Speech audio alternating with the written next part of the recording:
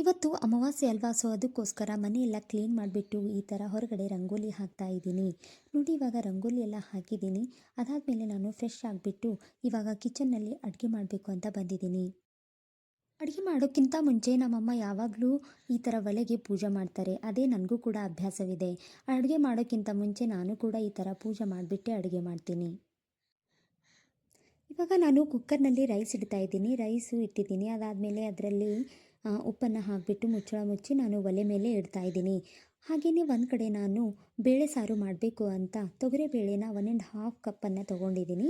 ಅದು ಕುಕ್ಕರ್ನಲ್ಲಿ ಹಾಕ್ಕೊಂಡ್ಬಿಟ್ಟು ಮತ್ತು ಅದರಲ್ಲಿ ಸ್ವಲ್ಪ ನೀರು ಹಾಕಿ ಮೊದಲಿಗೆ ತೊಳ್ಕೊಳ್ತಾ ಇದ್ದೀನಿ. ಅದಾದಮೇಲೆ 2 ಟೊಮ್ಯಾಟೊನ ಈ ಥರ ಕಟ್ ಮಾಡಿಬಿಟ್ಟು ಹಾಕ್ತಾ ಇದ್ದೀನಿ. ಮತ್ತು ಇದರಲ್ಲಿ ಶುಂಠಿ ಬೆಳ್ಳುಳ್ಳಿ ಪೇಸ್ಟನ್ನು ಹಾಕ್ತಾ ಇದ್ದೀನಿ.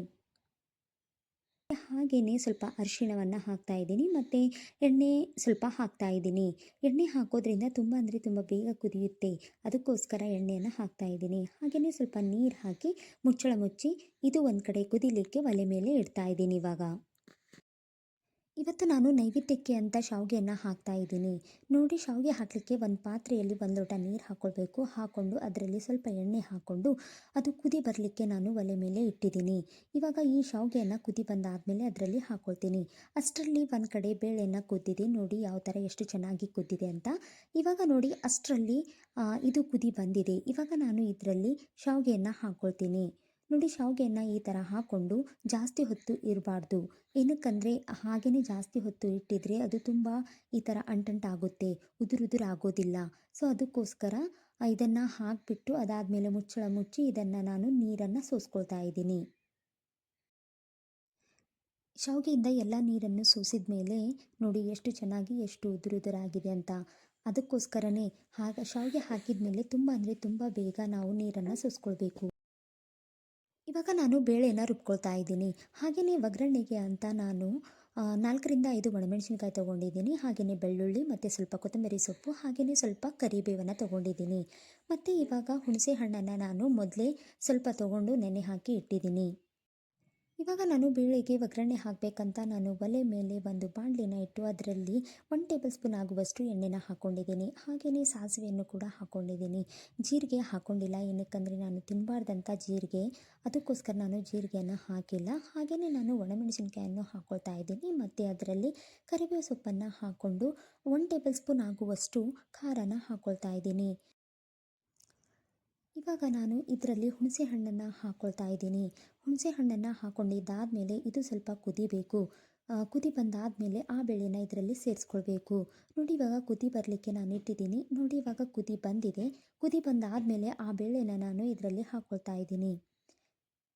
ನೋಡಿ, ಇವಾಗ ಇದರಲ್ಲಿ ಸ್ವಲ್ಪ ಕೊತ್ತಂಬರಿ ಸೊಪ್ಪನ್ನು ಹಾಕ್ಕೊಳ್ತಾ ಇದ್ದೀನಿ. ಹಾಗೆಯೇ ರುಚಿಗೆ ತಕ್ಕಷ್ಟು ಉಪ್ಪನ್ನು ಸೇರಿಸ್ಕೊಳ್ತಾ ಇದ್ದೀನಿ. ನಿಮಗೆ ಎಷ್ಟು ಉಪ್ಪು ಬೇಕೋ ಅಷ್ಟು ನೀವು ಹಾಕ್ಕೊಳ್ಳಿ. ನೋಡಿ, ಇವಾಗ ನಾನು ಉಪ್ಪನ್ನು ಹಾಕ್ಕೊಂಡಿದ್ದೀನಿ. ಮತ್ತೆ ಸ್ವಲ್ಪ ಕುದಿಸ್ಬೇಕು. ಈ ಥರ ಕುದಿ ಬರಬೇಕು. ತುಂಬ ಅಂದರೆ ತುಂಬ ಚೆನ್ನಾಗಿ ಟೇಸ್ಟ್ ಆಗುತ್ತೆ. ನೀವು ಒಂದು ಸಲ ಈ ಥರ ಟ್ರೈ ಮಾಡಿ ಹೇಗಿದೆ ಅಂತ ನನಗೆ ಕಮೆಂಟ್ ಮೂಲಕ ತಿಳಿಸಿ. ಇವಾಗ ಬೇಳೆ ರೆಡಿ ಆಯಿತು. ಇವಾಗ ನಾನು ಇದನ್ನು ಮುಚ್ಚಳ ಮುಚ್ಚಿ ತೆಗೆದಿಡ್ತಾ ಇದ್ದೀನಿ. ನನ್ನ ತಂಗಿ ಅರುಣಾಚಲಂ ದೇವಸ್ಥಾನಕ್ಕೆ ಹೋಗಿದ್ಲು. ಸೊ ಅದಕ್ಕೋಸ್ಕರ ಅಲ್ಲಿಂದ ಅವಳು ಪ್ರಸಾದವನ್ನು ತಂದಿದ್ದಾಳೆ. ಅದನ್ನು ನಾವು ಇವಾಗ ದೇವರಿಗೆ ಮತ್ತೆ ರಿಟರ್ನ್ ಆಗಿ ಕಳಿಸ್ಬೇಕಲ್ವಾ. ಸೊ ಅದಕ್ಕೋಸ್ಕರ ಇವತ್ತೇ ಆ ಪೂಜೆ ಕೂಡ ಇಟ್ಕೊಂಡಿದ್ದೀವಿ. ಇವತ್ತು ಅಮಾವಾಸ್ಯೆ ಅಂತ ನಾನು ನೈವೇದ್ಯಕ್ಕೆ ಶಾವಿಗೆಯನ್ನು ಮಾಡಿದ್ದೀನಿ. ಹಾಗೆಯೇ ಅರುಣಾಚಲಮಿಂದ ನಮ್ಮ ತಂಗಿ ಈ ಪ್ರಸಾದವನ್ನು ತಂದಿದ್ದಾಳಲ್ವ, ಅದನ್ನು ಕೂಡ ನಾನು ದೇವ್ರ ಮುಂದೆ ಇಟ್ಟು ಅದನ್ನು ಪೂಜೆ ಮಾಡ್ತಾ ಇದ್ದೀನಿ. ಮತ್ತು ಈ ಫೋಟೋ ಕೂಡ ಅರುಣಾಚಲಮಿಂದನೇ ತಂದಿದ್ದಾಳೆ. ಎಷ್ಟು ಚೆನ್ನಾಗಿದೆ ನೋಡಿ. ಅರುಣಾಚಲಂಗೆ ಕಂಪಲ್ಸರಿ ಒಂದು ಸಲ ಹೋಗಲೇಬೇಕು. ನನಗೂ ಕೂಡ ಅವಳು ಬಂದ ಮೇಲೆ ನನಗೂ ಹೋಗಬೇಕಂತ ತುಂಬ ಅನ್ನಿಸ್ತಾ ಇದೆ. ನನ್ನ ತಂಗಿ ಆ ದೇವಸ್ಥಾನದ ಬಗ್ಗೆ ಸ್ವಲ್ಪ ನನಗೆ ಹೇಳಿದ್ದಾಳೆ. ಅರುಣಾಚಲಂ ಎಂದರೆ ತಮಿಳುನಾಡಿನ ತಿರುವಣ್ಣಾಮಲೈನಲ್ಲಿರುವ ಪವಿತ್ರ ಬೆಟ್ಟ ಮತ್ತು ಶಿವನಿಗೆ ಸಮರ್ಪಿತವಾದ ದೇವಾಲಯ ಇದೆ ಅಂತೆ. ಇದು ಬೆಂಕಿಯ ಸಂಕೇತವಾಗಿದೆ ಮತ್ತು ಮೋಕ್ಷವನ್ನು ನೀಡುವ ಸ್ಥಳವೆಂದು ಕೂಡ ನಂಬಲಾಗುತ್ತದೆ ಅಂತೆ. ಹಾಗೆಯೇ ಇದರ ಧಾರ್ಮಿಕ ಮಹತ್ವ ಏನಂತಂದರೆ ಪಂಚಭೂತ ಸ್ಥಳದಲ್ಲಿ ಒಂದಾಗಿದೆ ಅಂತೆ. ಶಿವನು ಬೆಂಕಿಯ ರೂಪದಲ್ಲಿ ಕಾಣಿಸಿಕೊಂಡಿದ್ದರಿಂದ ಅಗ್ನಿಲಿಂಗ ಎಂದು ಪೂಜಿಸಲಾಗುತ್ತದಂತೆ. ಹಾಗೆಯೇ ಗಿರಿ ಪ್ರದಕ್ಷಿಣೆ ಕೂಡ ಮಾಡ್ತಾರಂತೆ. ಆ ಪರ್ವತದ ಸುತ್ತಲೂ 14 ಕಿಲೋಮೀಟರ್ ಎಲ್ಲ ಜನರು ನಡೀತಾರಂತೆ. ಹಾಗೆಯೇ ಅಗ್ನಿಲಿಂಗದ ಹತ್ರ ಹೋಗ್ತಿದ್ದಂಗೆ ತುಂಬ ಅಂದರೆ ತುಂಬ ಶೆಕೆಯಾಗುತ್ತಂತೆ. ಅಷ್ಟು ಪವಿತ್ರವಾದ ಸ್ಥಳ ಅಂತೆ ಅದು. ಇದೆಲ್ಲ ಸ್ಟೋರಿ ಕೇಳಿದರೆ ನನಗಂತೂ ಹೋಗಿ ನೋಡಲೇಬೇಕಂತ ಅನ್ನಿಸ್ತಾ ಇದೆ.